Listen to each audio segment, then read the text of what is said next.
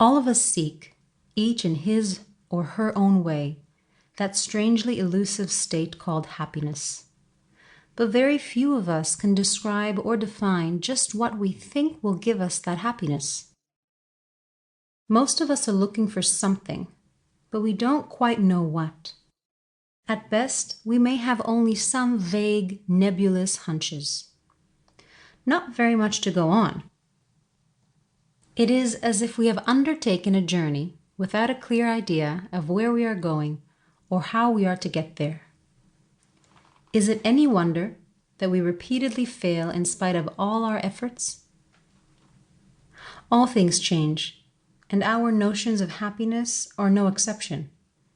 It is clear that, if it is formed at all, the concept of happiness is extremely subjective and personal, open not only to wide individual interpretation, but to the vagaries of social, cultural, and even economic conditioning as well.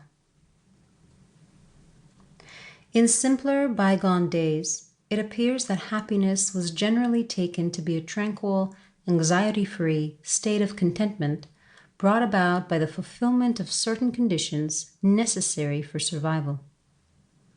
One who was properly sheltered, adequately clothed, well fed, free from serious illness and pain, and not in danger of harm from enemies, was deemed to be happy.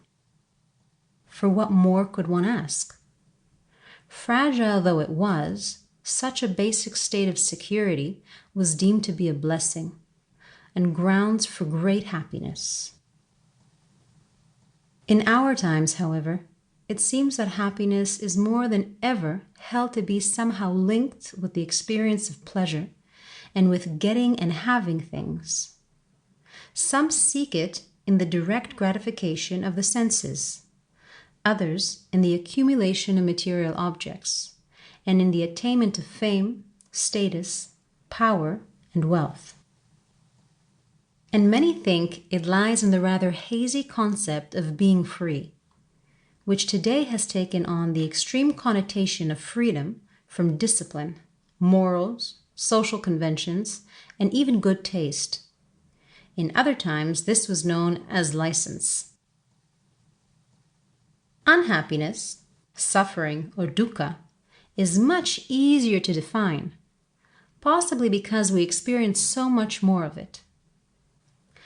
But either way, whether we're scrutinizing happiness or suffering, we are dealing with unstable, impermanent states of mind and impermanent external conditions being in accord or at odds with what we want and expect.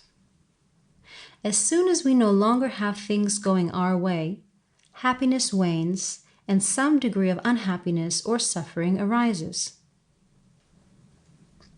It may be trivial or severe, but it is nonetheless suffering. Suffering is simply wanting, endless wanting.